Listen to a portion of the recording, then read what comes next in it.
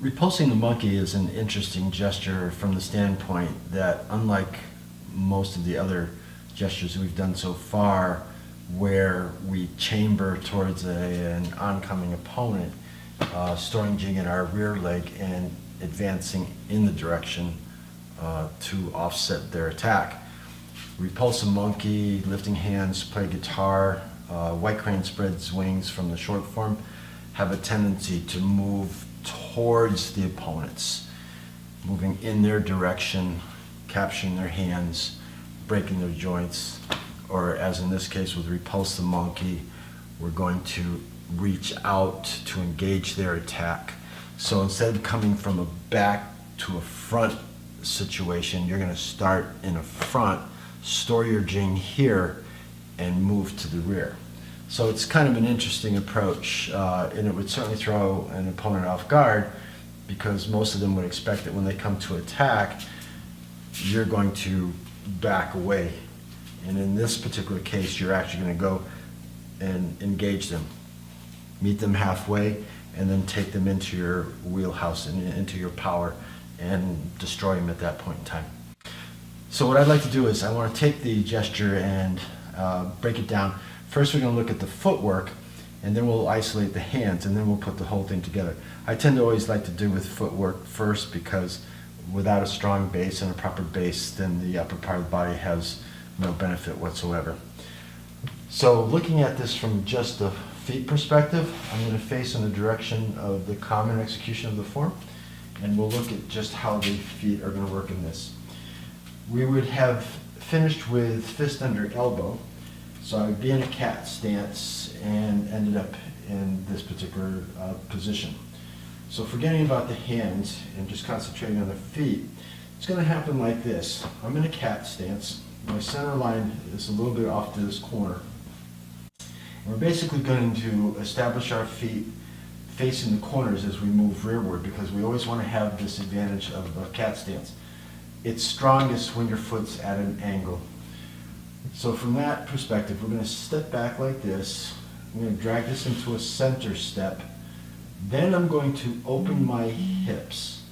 So again, using my center, your center is always leading your movements. I'm going to use my center to push this foot behind me and have my toes touch and my heel up.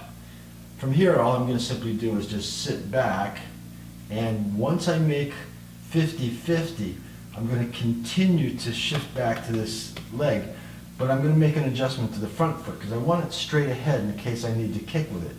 So once I'm at 50-50, I'm going to continue pulling my center, which is going to pull my heel and straighten this foot out.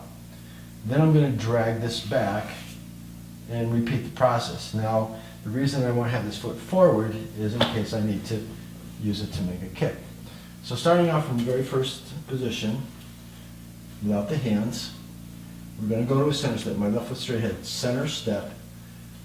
Open the center. Open your hips. Step straight behind you. Put your 5 toes down. Feel your pinky touching the floor and point your toes to the corner. So now when you sit straight back, your heel will touch and your root. I'm 50-50, so I'm going to continue to turn slightly and straighten out this foot. Be careful, do not over-rotate it. You want to stop when your foot's straight ahead. So we'll drag this back, still keeping it straight ahead. Open your hips, step behind, 5 toes down, root in the back foot, anchor that bubbling well, keep turning your center to pull your left foot. Drag it straight back, open your hips, step behind you, put the heel down, and pull the heel. So we're not going to push the toes, we're always going to pull the heel. So if I do this a little quicker, you can kind of see how it flows really nice.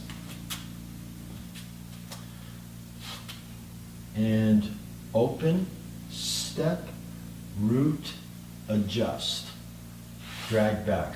Open, step, root, adjust, drag back.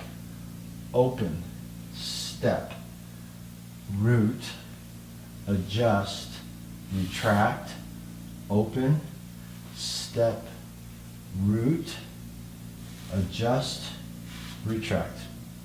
Now the footwork for the repulsive monkey in this one is a little bit different than the short form. In the short form, we're coming from a different place where we actually step to a corner. And that's a little bit of a different relationship with how the attack is coming. I need to have this foot planted so that I can go through a subtle exchange to line up with my opponent. I only bring that up for a second because we are starting to see that there are some differences between the long form and the short form. The beauty of it is that either methodology, either variation of repulsive monkey or any of the others will work. We just kind of need to break them down to see how they're working. So there's no conflict between the long form execution and the short form. The only conflict that you have to deal with is in your mind. You have to sort of think about what form that you're in. So if you're in the long form, remember you're wearing a long form hat and you're going to execute your steps this way. Because the long form has a nice transitions and they're more smooth than the short form, you really do want to make sure that that's how you're experiencing that one when you're doing your work. All right, so now what I'd like to do is do a little bit of a close-up on the feet so you can see what's happening there from a few different angles, and then we'll talk about just the hands. Okay, so starting from the cat stance at the end of fist under elbow, we're going to focus our attention on just the footwork. So I'm going to use pretty much the same words. So you're going to retract the front foot, keep it straight ahead. Turn the hips, use the turn, use the center to push your left foot behind you in my case. Toes are going to go down, so I'm going to feel all 5 toes down. And it's not a deep step, I'm not going really far back, just a short step. I'm going to shift, start to put the heel down, root through my bubbling well, pull the left heel, so you're going to pivot on the right foot, and stop when your foot's straight ahead. Do not over-rotate. Stop when it's straight. Again, this would be a defense potential. Drag the foot straight back, and let's go for another one. Turn the hips, step straight behind, get your 5 toes pointed towards the right corner in this case. Sit back, root through the bubbling well, use the center to adjust the front foot, and then retract. So open, step, sit back and root, adjust the front foot, retract it, open, step behind, put the heel down, adjust the front foot, and retract. Keep it straight ahead. Let's take a look at it going from the side. Okay, I'm in the cat stance position, and retract, open the hip, step behind. And again, notice that I'm not stepping really far behind. I'm stepping just a very short distance, maybe a foot if that. Roll back, put your heel down, use your center to straighten out the right foot, and when it's aligned, pull it straight back. Okay, open the hip to the right in this case, step back, heel down, adjust the front foot, retract, open, step, root, adjust, retract, open, step, root, adjust, and retract. And taking a look at the footwork close up from the rear. So I'm at the end of fist under elbow. I'm going to pull the left foot back, open my hip, step behind, 5 toes down. I try to feel everything down to the pinky. Sit back, root that left foot, straighten the right foot by pulling the heel, retract, keep it straight ahead. Open your stance, open your hips, step straight behind. Sit back in your heel. When you're 50-50, keep turning your hips to the right. Keep turning them to pull the left heel and straighten it. In case you need to kick, retract, turn, step back, heel down, keep turning, pull the right heel, retract the foot, open the hip, step behind, heel down, pull the front foot heel, and finish with the center step cat stance, left foot straight ahead. Okay, so let's take a look at the hands now. I'm going to just stand in Wu Chi as opposed to a cat stance, because if I take a cat stance, I'm going to feel tension on one side and not the other. So just to do this work, we'll stand in Wu Chi and we'll be able to twist our hips in both directions and feel that connection. So I'm going to start off with my left hand up, and again this is about solar plexus high. You can go up to your shoulder, anywhere between here in this range is fine. This hand is going to be relaxed near my ear. Again, as with brush knee push and others, let me encourage you to try not to get into this habit. This is a push. Actually, it's not a push, it's a strike that comes out in the actual martial application, but for the purposes of reduction of muscular participation, we're going to stay relaxed. All right, so from here, my center line's over in this corner, just as a starting point. I'm simply going to turn and push my right hand right over my left hand. Now, in my early stages of doing Tai Chi, I used to imagine I had like a little ball in my hand.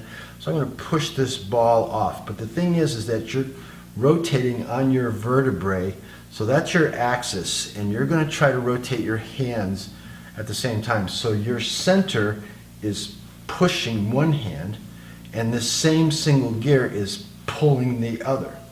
So whatever side I'm on, my center gear pushes one hand, and my center gear pulls the other. So they're going to pass each other at the same time because of the single gear notion. So as I push my center, imagine that you're got something in your hand, an object, and you're going to push it right over. Now, I'm doing this to sort of emphasize the idea of being straight over my hand, but I'm going to stay in a relaxed wrist state. So I'm going to turn, let the right hand float over the left. Later on, you'll feel something here. Keep turning. Now, my left hand is going to drop down and cut in front of my dantian. I'm going to reach behind me, palm up. Now, this is when I'm going to coordinate my hands at the same time. So as this one comes over to my ear, this guy is going to turn up, but you're going to do these at the same time. So we're going to turn at the same time, and I'm already starting to turn to the right. Left hand will pass over. Once I pass over, my lower hand's going to get down close to my dantian, reach behind, and then rotate both wrists at the same time. Well, actually, rotate this wrist and fold at the elbow on this one.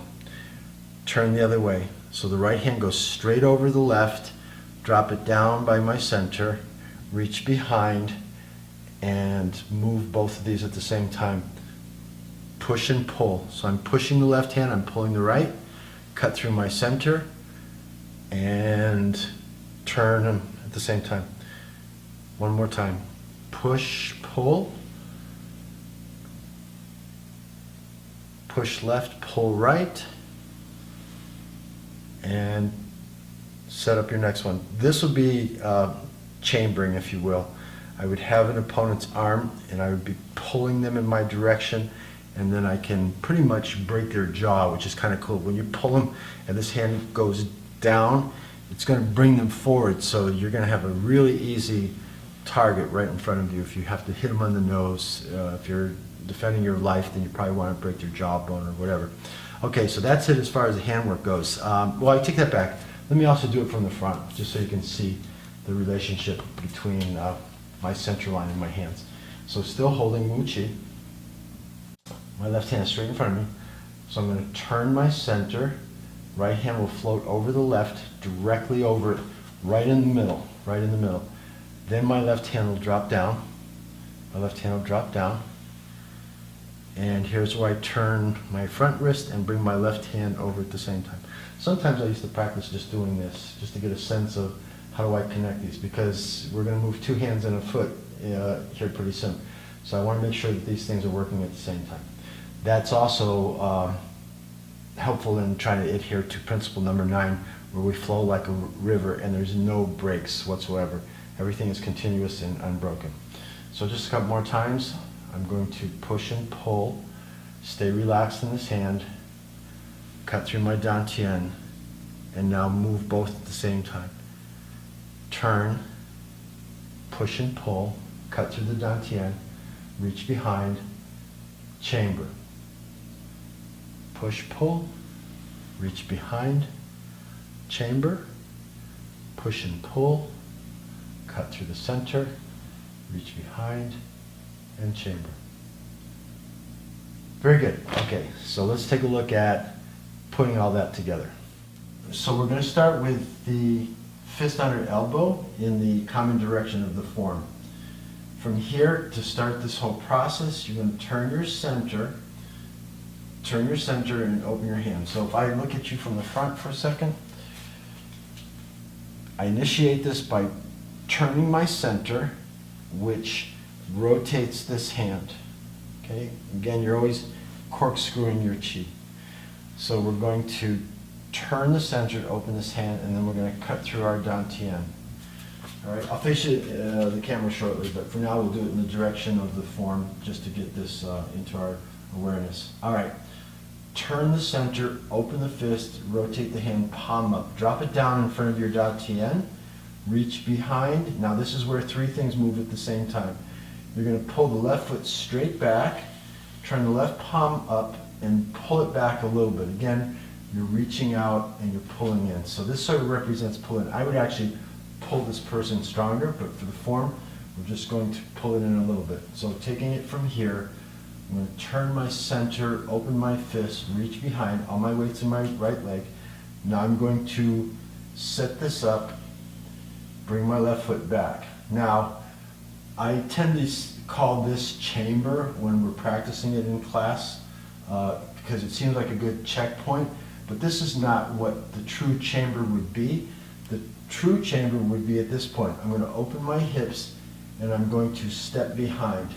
This would be a chamber position because now I've stored all my jing in my right leg and I'm going to sit back and push and pull. So in reality, when I say chamber, this is what true chamber would be. I say chamber here only because it seems like a logical break point. But I think for the sake of this video, I'm going to use the proper connections and sync up the word with the actual movement. So here we go. So I'm in reverse chamber, if you will. And sit back, push, pull, turn your center, straighten out the right foot. When I'm right about here, this is when my foot is straight. Because when I reach behind me, I'm going to drag this right foot back and time it so that I'm in my center step right here. I'm going to open, I'm going to reverse chamber, I'm going to put the heel down, I shift to the right. As soon as my heel and the right foot touches, I'm 50-50. I'm going to use that 50-50 as a clue to pull my left heel. So my next checkpoint would be here right in front of my dantian. I'm going to use my right hand to pull this left foot back, timing it so that when my foot is in a center step, I'm in this position here. Open my hip, step behind, root back in that left heel. As soon as that heel touches, I'm 50-50. Start to straighten out the front foot. Now I'm in this position here. My hand is by my center. I can continue to pull my right foot back now with my left hand. I'm not all the way back, I'm halfway back. And then I'm going to hit my center step and do this. All right, let me go through that process again. Then I'll face the camera. So I start with fist under elbow, dead front leg, nothing in it. Posted in my right. From here, turn the center, open the fist hand, cut through your dantian, reach behind. Now as you reach behind, start to pull your left foot. Then center step.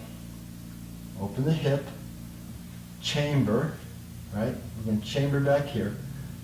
Push and pull, 50-50. As soon as your heel hits 50-50, that's when you start to fix your front foot, cut through your dantian, retract the foot by pulling this hand back. This hand's going to pull the foot.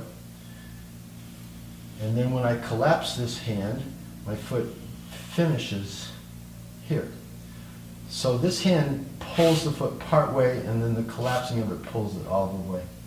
All right, open the hip, step behind, relax the wrist, root the back foot.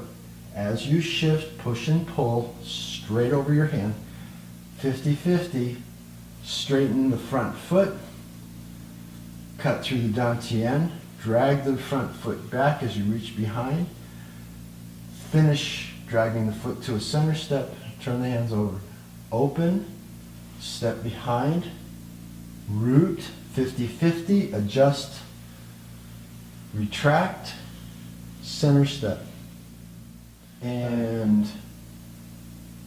open, cut center, reach behind, center step, open, step behind, heel down, adjust the front, retract halfway, center step, put it all together, open, step, heel down, adjust front foot, cut through the dantian, retract the front foot, center step, open, reach behind, heel down, push and pull, straight over your hand, straighten the front foot.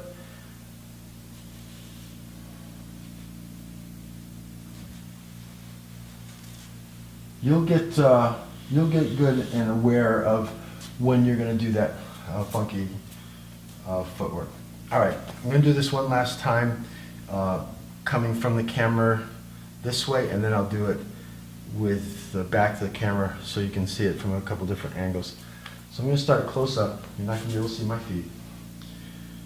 Starting with fist under elbow.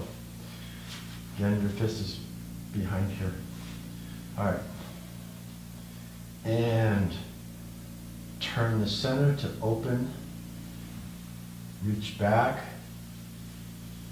center step, open the hip, step behind you, root the heel, 50-50, adjust the front foot, cut through the dantian, reach back, start to retract the front foot, turn the hands over and finish retracting to a center step, starts the next sequence, open, heel down, 50-50, adjust front, cut through the center, retract, set this up, open, reverse chamber, root the heel, adjust the front, cut through the dantian, retract the front foot, turn everything over, open, step behind, root the heel, straighten the front foot, cut through the center, reach behind,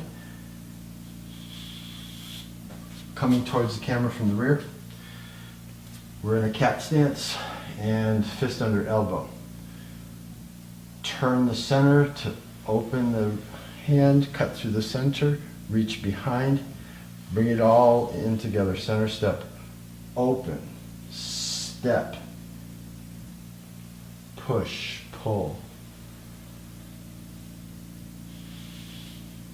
open, step, root the heel, 50-50, straighten the front foot, pass over your hands, cut through the center, reach behind, retract the foot, center step, open, advance, or actually retreat, pull, retract, line everything up, open, step, heel down, push, pull, cut through the dantian, reach behind, retract the foot, center step. So there's one thing left that we have to do in order for us to execute this gesture following principle number 9. All of the steps that I called out previously were to give us checkpoints. The main one that we're going to have to figure out is how to eliminate the center step. We're going to still have to use the hips to push the foot behind. We're going to push and pull, straighten out the front foot, but instead of coming back to a center step, we're going to start the next sequence by turning our hips and stepping behind. So we can comply with that principle number 9 of flowing like a river where there are no breaks. Okay, so let's take a look at that. Starting off with our fist under elbow, turn the center, cut through the dantian, bring everything back, but don't stop. Open your hip and take your step. Push, pull, align the front foot, use the left hand to bring the right foot back. Start to form your gesture, but turn your hips just before you start the next one and pass through. So we're going to call that a pass-through step. Retract the foot, turn the hips, don't stop, push, pull, align the front foot. I'm going to end with the holding ball because that's how we finish that set. They count the 3 steps as one count or one gesture. Not sure why, because brush knee push we did earlier in the form where we had 1 brush knee, a play guitar, 3 brush knees, a play guitar and another brush knee. We counted those 3 actually as individual gestures. Somehow, and I don't know why, they package these 3 steps as 1 count. So for whatever it's worth, that's how we're going to do it. So starting with fist under elbow, one more time, cut through the dantian, reach back, bring this all together, turn the hip, don't stop. We're not going to actually do a center step. We're just going to come close to it. Move all these things at the same time, open your hip, and take your next step. Pull the heel, cut through the middle, retract the foot, and open the hip. Don't put the foot down until it's behind you. And we'll finish with hold ball. So my left foot's in the corner, the right foot straight ahead, and I'm ready to do my next gesture, which is called slant flying.